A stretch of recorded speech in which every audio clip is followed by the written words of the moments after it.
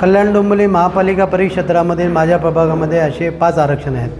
त्या आरक्षणांपैकी हे 3 आरक्षण मी तुम्हाला दाखवलेले आहेत की ज्या ठिकाणी निदान डायग्नोस्टिक सेंटर आणि हे प्राथमिक आरोग्य केंद्र असं महापालिकेमध्ये इस्टिमेट तयार होतं. गेले 10-12 वर्षापासून ही प्रॉपर्टी अशीच सडते. आज तगात कुठल्याही महापालिकेचा जो इस्टेट मॅनेजर येतो तो ह्या वास्तूला कधी व्हिजिट केलेली नाही आहे.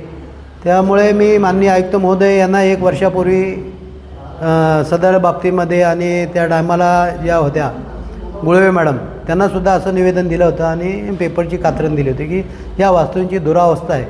आणि मग जर का दुरावस्था आहे तर मग ह्या वास्तू महापालिका बिल्डरकडनं घेते कशाला किंवा आरक्षण बदली करते कशाला. मग जर का त्या वास्तूचा आपण विनियोग करत नाही जनतेसाठी मग हे आरक्षण आणि त्याचा ताबा आणि जे महापालिकेला प्रॉपर्टी भेटली त्याची व्हॅल्युएशन आजच्या तारखेला करोडो रुपयाची आहे. मग त्या करोडो रुपये जर का एफडी ठेवले असते त्यांच्याकडनं घेऊन आणि ही वास्तू तशी त्या लोकांना दिली असती तर आजच्या तारखेला कितीतरी व्याज मिळालं असतं. परंतु प्रत्यक्षात जनतेला काय मिळतं आहे हे तुम्ही बघता.